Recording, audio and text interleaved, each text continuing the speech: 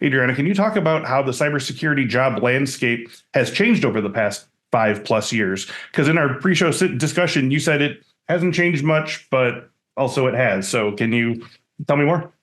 Correct. Skills gap has always been something that is going to be common and continue to be common and really can't be solved. If you truly stop and think about it. So cybersecurity has been something that was a little bit new.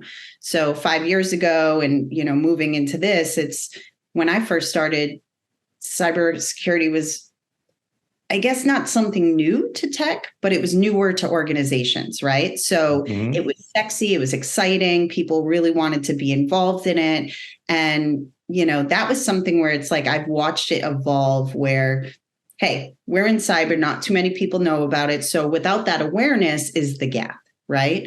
So unless you're in the industry and unless it's kind of out and so being socialized, people aren't really being aware of it. So the awareness started to develop. So people started to get excited, students started to develop programs, colleges started offering more. And so we started to see a big push of professionals that were going to school. However, we started to also see technology and companies start to advance quickly. And what ended up happening is that the professionals that were in the industry when I first started were all really at working, right? So what ended up happening was companies realized that they needed these things. They realized that there was actually threat out there. They realized that the government started to create expectations that, there was definitely things that needed to be aligned with. So what ended up happening was we just didn't have enough professionals to fill those roles yet, right? So I feel like that gap has decreased a little bit over those past 5 years. And then what happens is technology evolves. Yeah. And if individuals don't have the experience or the ability or just the opportunity to advance those skills, what ends up happening is we have another gap. So not only is security, already been, made aware, people understand the technologies, they understand the industry, it's growing and it's growing rapid. So when I started, it was like everything was security product companies. I mean, there was a new one opening up every single day. Oh, yeah. And this company offered the new latest and greatest, and companies were buying it.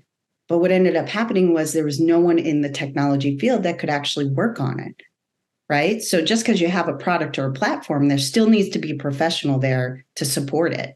And if it's brand new, no one's got the experience. So it was always something that was happening and making sure that individuals continuously had that growth, continuously are doing trainings, advancement, development. And technology, as fast as it moves, I feel like is always going to be that, lag behind of the amount of professionals that have the opportunity to gain the skills needed in order to continue with that gap.